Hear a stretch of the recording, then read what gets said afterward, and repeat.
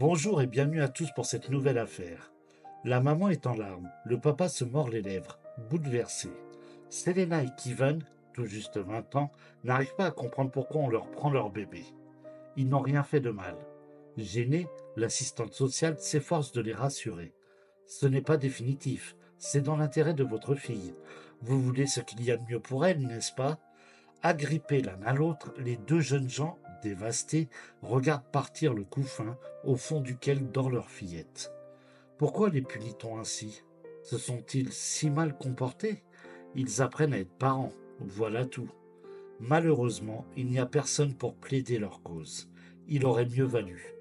Car en voulant bien faire, c'est l'administration qui s'apprête à commettre l'irréparable. Nova est née fin août 2022, un mois avant terme. Très fragile, elle a vécu ses premières semaines à l'hôpital, nourrie à la sonde et entourée de soins constants. Patiemment, les infirmières ont expliqué à ses parents comment s'occuper d'elle, la laver, la nourrir. Il fallait voir leur fierté quand ils ont ramené la petite dans leur logement social de Brazil, dans l'Indiana. Ils en étaient sûrs, grâce au salaire de Selena, ouvrière dans une grosse entreprise pétrolière de la région, tout irait bien. Et effectivement, les 2 premiers mois, Nova s'adapte bien à son nouvel environnement. Couvée par ses deux parents, la petite blonde s'épanouit et prend du poids. Mais les services d'aide à l'enfance ont un doute sur les capacités de sa mère, qui souffre de TDAH, un trouble difficile de l'attention. Selena est souvent distraite. Sa mémoire lui joue des tours, et son manque de concentration pourrait être problématique avec une enfant en bas âge. La jeune maman fait de son mieux, mais elle est un peu lente à apprendre les bons gestes. En octobre 2022, au nom du principe de précaution, décision est donc prise de lui retirer sa fille.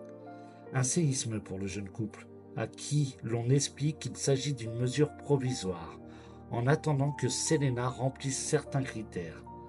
Très ébranlée, la jeune femme fait tout ce qu'on lui demande. Elle suit une thérapie, travaille sur sa concentration. Pendant ce temps, en gage de son propre engagement, Kevin repeint l'appartement. En attendant mieux, les deux parents n'ont droit qu'à de brèves entrevues avec leur fille, au cours desquelles ils s'émerveillent de la voir se métamorphoser. En quelques semaines, Nova est devenue une adorable poupée aux cheveux d'ange. Quand vont-ils pouvoir la récupérer? Bientôt, leur répond-on, dès qu'elle sera un peu plus robuste. En octobre 2023, la fillette de désormais 14 mois est placée dans une nouvelle famille d'accueil, la troisième en un an.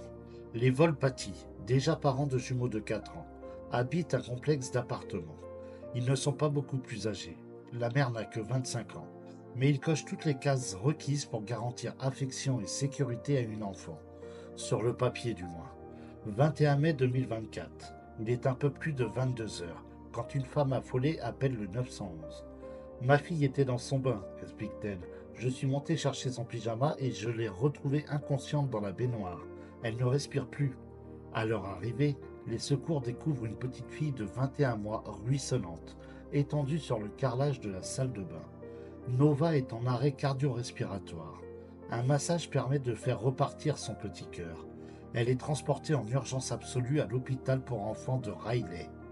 Alertés, Selena et Kevin accourent à son chevet et découvrent leur fillette inerte, le teint livide. Les médecins ne leur laissant aucun espoir. Le cerveau de la petite a été privé d'oxygène trop longtemps. Elle ne reviendra pas. Mais les deux parents veulent encore croire à un miracle et restent auprès d'elle, priant pour que ses paupières frémissent et qu'elle rouvre enfin les yeux. Le lendemain matin, Aileen Volpati, la mère provisoire, est entendue par la police. Elle explique que son mari était absent et qu'avec 3 petits à gérer, elle ne pouvait pas être partout à la fois.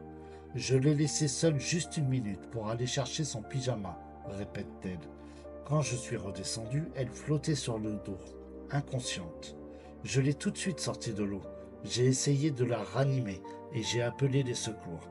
Je ne comprends pas ce qui a pu se passer. Les explications de la jeune femme laissant toutefois les policiers sceptiques.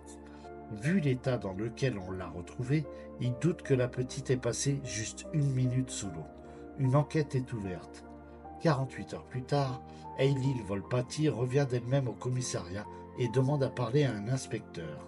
En larmes, elle reconnaît avoir menti. Les choses ne se sont pas déroulées comme je les ai racontées, commence-t-elle, mal à l'aise. Dans sa nouvelle version, la jeune femme confirme être montée chercher le fameux pyjama. Mais une fois à l'étage, elle aurait téléphoné à une copine, et elle n'aurait pas vu le temps passer.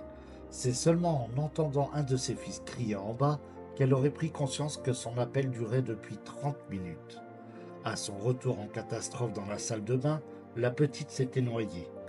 J'ai perdu la notion du temps, s'amende-t-elle piteusement. Inculpée pour négligence envers une personne à charge ayant entraîné la mort, la jeune femme est incarcérée. Au même moment, à l'hôpital, Selena et Kevin continuent de veiller leur princesse. Ils vont se relayer ainsi pendant 4 semaines, sans jamais la lâcher. Des comptines jour et nuit, des caresses, des baisers. Mais le 16 juin, la tragédie l'emporte. Sur une ultime complainte de son appareil d'assistance respiratoire, Nova s'éteint définitivement. Laissée pour l'heure en liberté sous caution, Eileen Volpatti devrait être jugée le 25 avril prochain. Elle a annoncé son intention de plaider non coupable. Selena Conbright et Kevin Bryant en sont scandalisés. Ils en veulent à cette femme, qui n'aurait pas probablement laissé ses propres enfants dans leur bain sans surveillance. Ils en veulent aux services sociaux. Si on nous l'avait laissée, elle serait encore en vie, sanglote Selena, désintégrée. Je suis tellement en colère, tellement triste. Ils m'ont répété que j'étais incapable de prendre soin de ma fille, et ils l'ont confiée à des gens encore plus incapables que moi. Ils l'ont tuée. Comment voulez-vous qu'on ne soit pas révolté? L'enfer est pavé de bonnes intentions, dit le proverbe. Il se vérifie malheureusement si souvent. Merci d'avoir suivi cette vidéo. Si cette histoire vous a touché, n'hésitez pas à vous abonner et à activer la cloche pour ne manquer aucune de mes prochaines vidéos. Prenez soin de vous et à très bientôt pour une nouvelle affaire.